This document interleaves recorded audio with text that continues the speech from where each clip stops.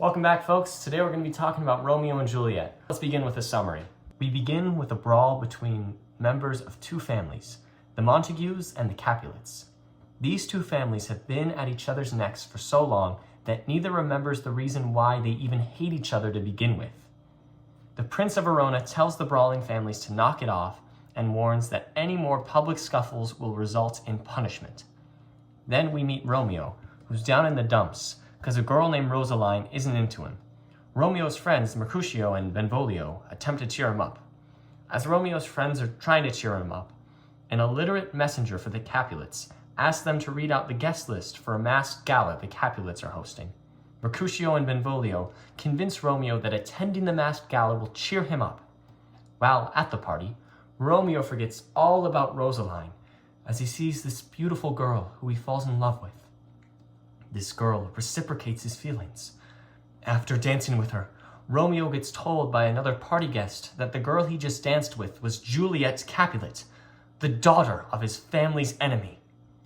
In spite of this, Romeo decides to creep back onto Juliet's property after the party. This is where we get the iconic balcony scene.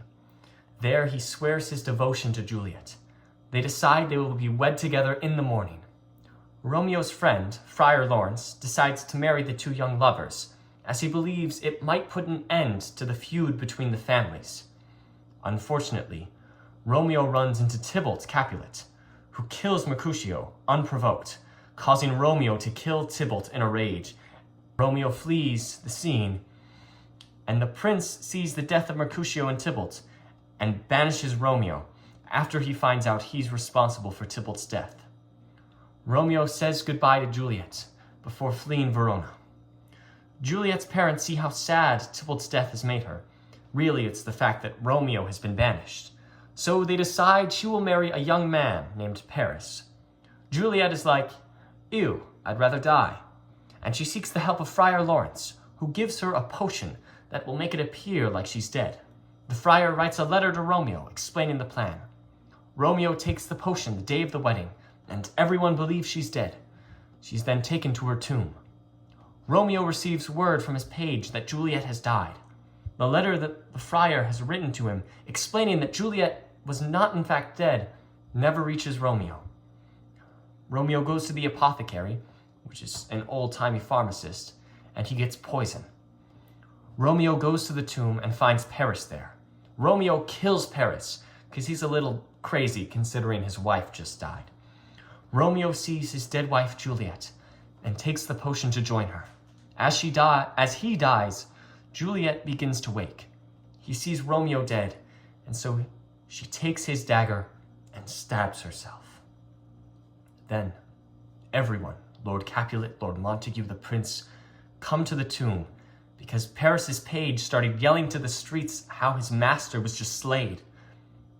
The friar who's nearby admits what happened and explains that he married them to bring peace to the families. In the end, both Lord Montague and Lord Capulet put aside their differences after losing what really mattered to them. I've read Romeo and Juliet quite a few times. I think the last time I read it was my freshman year. We didn't really read it. We more sort of read certain parts of it, like we read the balcony scene, we read the death scene, the scene with like Tybalt killing Mercutio. So it's been a while since I've actually like sat down and read the entire play, but it was really good. What stuck out to me when I was reading it was how fast everything went. This whole story takes place in 3 days. From when they first meet all the way to their deaths, that's just 3 days. Like, crazy how fast this story transpires, considering how much happens. In the last play I read, Love's Labor's Lost, the women who were getting pursued told the men who were pursuing them to wait. Wait to marry us. Prove your love. And in this way, I felt like Shakespeare was sort of expanding upon that in Romeo and Juliet. He was like, in Love's Labor's Lost, he said, wait. And then in Romeo and Juliet, he's like, here's why you wait. If you don't wait, bad things will happen. Like, Romeo and Juliet didn't, like, wait for their, like, they just rushed into a full commitment, full relationship, and it was a tragedy. It turned into a disaster. And so it felt like Shakespeare was building upon this idea of why patience is necessary. Romeo and Juliet is easily Shakespeare's most famous play. And I think, there's good reason for that. It's an exceptionally well-written tragedy. There's lots of really interesting and nuanced characters. I think what really speaks to the power of this story is just how many different adaptations and retellings there are. The fact that so many people have told this story and keep wanting to tell this story, just goes to show how moving and how powerful it is. There are so many different ways to interpret and present the text. It's really incredible. I was talking with my mom about the show, and I was like, I think Romeo and Juliet is all about lust and how, you have to be patient, because otherwise, you're gonna have to face bad consequences for it. To which my mom responded, what I think this show is about is how love can't survive in a toxic environment. And I was like, dang, Mom, I didn't even think of that. But I just thought it was cool. There are so many different ways to interpret this story. And I think that's part of the reason. That's part of the reason why so many people love it. However, I don't just want to glaze Romeo and Juliet. People have been doing that for hundreds of years. And I did for the majority of this video. So, I do want to take a little bit of time to make fun of it, because I think, in fairness, it deserves it.